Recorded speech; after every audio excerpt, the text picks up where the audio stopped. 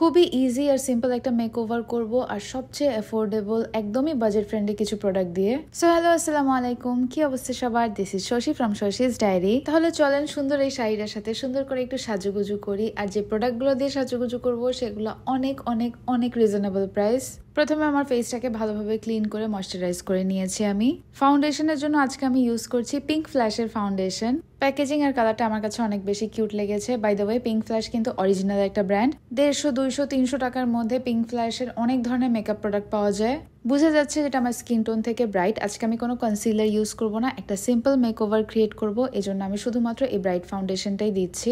অনেকের হয়তো ধারণা থাকতে পারে যে ফাউন্ডেশন বেশি দামি হলে সেটা সুন্দরভাবে ব্লেন্ড হয়। আমি জানি না, আমার কাছে এটা একটা ভুল ধারণা মনে হয়। আমার কাছে মনে হয় আমার স্কিনে যে ফাউন্ডেশনটা স্যুট করবে সেটার প্রাইস বেশিও হতে পারে, কমও হতে পারে। এই যে দেখেন, এত রিজনেবল প্রাইসের একটা ফাউন্ডেশন সুন্দর মতো ব্লেন্ড করলাম, মুখে কিন্তু বসে গিয়েছে।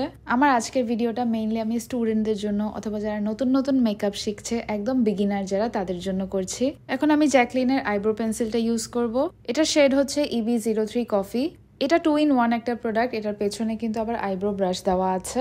আমি যে মেয়ে আগে কখনো আইব্রোজ ড্র করতে পারতাম না, কিভাবে করতে হয়, কি দিয়ে করতে হয়, কিছুই জানতাম না, এখন হাতে পেন্সিল পেয়ে আমি শাকালাকা বুম বুম শুরু হয়ে যাই একদম। সরি, এটা শাকালাকা বুম বুমের পেন্সিল না যে নতুন আইব্রোজ বের হয়ে আসবে, মানে খুব সুন্দর একটা চেঞ্জ দেখতে পাবেন। এই কফি কালার শেডটা তো খুব প্রিটি। আমি সবসময় ব্ল্যাকটা ইউজ করতাম, এটা খুব ভালো লাগছে আমার কাছে। আজকের ভিডিওর প্রত্যেকটা প্রোডাক্ট একদম অরিজিনাল অথেন্টিক প্রোডাক্টগুলো আপনারা বেস্ট রিজনেবল প্রাইসে পেয়ে যাবেন সাইলন পেজ থেকে। আমি ক্যাপশনে লিংক মেনশন করে দিয়েছি। ঝটপট করে চোখে আইশ্যাডো দিয়েছি। আমার আগের একটা প্যালেট যেটা আপনাদেরকে অলরেডি শো করেছি, নতুন করে আর দেখালাম না।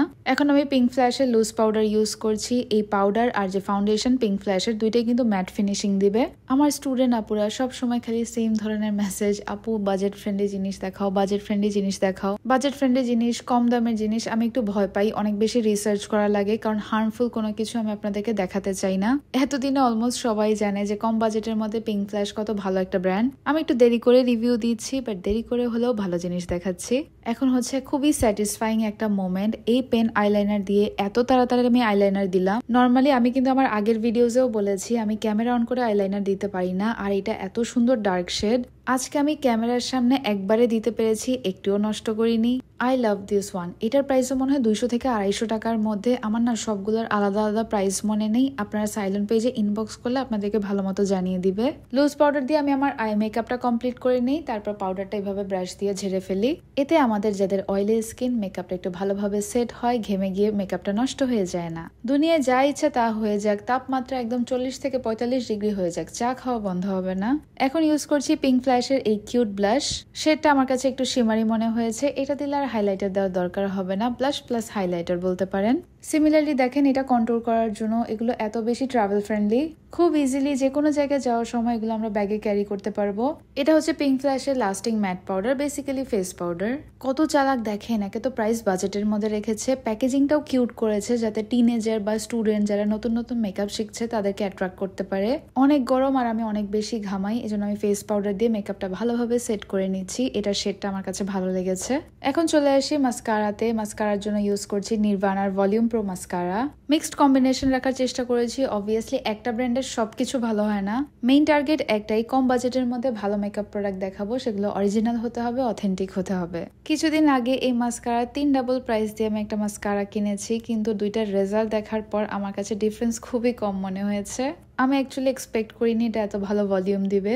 আমার পছন্দের একটা লিপ লাইনার দিয়ে লিপসটা ড্র করে নিয়েছি। এটা 3-4 বার দেখিয়েছি, আর না দেখাই। লিপসটা ড্র করে নেওয়ার পর আমি খুবই লাইট একটা নুড টাইপের শেড ইউজ করব, সেটা হচ্ছে পিঙ্ক ফ্ল্যাশের P01। আমার কাছে মনে হচ্ছে পিঙ্ক আর ব্রাউনের খুব সুন্দর মিক্সড একটা শেড। সো দেখতেই পারছেন, অল্প কয়েকটা প্রোডাক্ট দিয়ে আজকে সিম্পল মেকআপ লুকটা করে ফেলেছি আমি।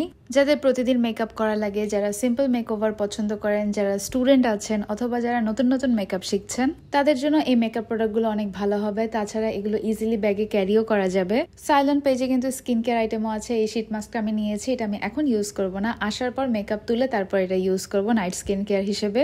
আমি পুরো আমার জুয়েলারি সেকশন খুঁজে এসেছি, এটার সাথে কিছু ম্যাচ করা পাচ্ছিলাম না। পরে আম্মু আমাকে জুয়েলারি সেটটা বের করে দিল। ইট ওয়াজ লুকিং সো গুড, এটার সাথে খুব মানাচ্ছিল।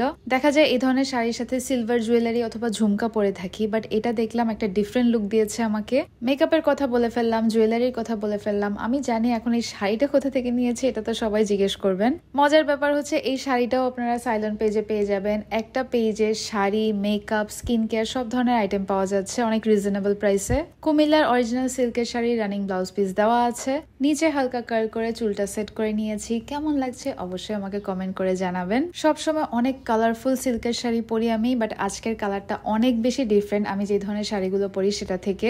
আমাকে সব ধরনের অডিয়েন্সের কথাই মাথায় রাখতে হয়। কিছু মানুষ আছে যাদের একদম কালারফুল জিনিসপত্র পছন্দ না, কিছু আনইউজুয়াল কালার তাদের পছন্দ, যেমন অ্যাশ, ক্রিম, হালকা টাইপের কালার।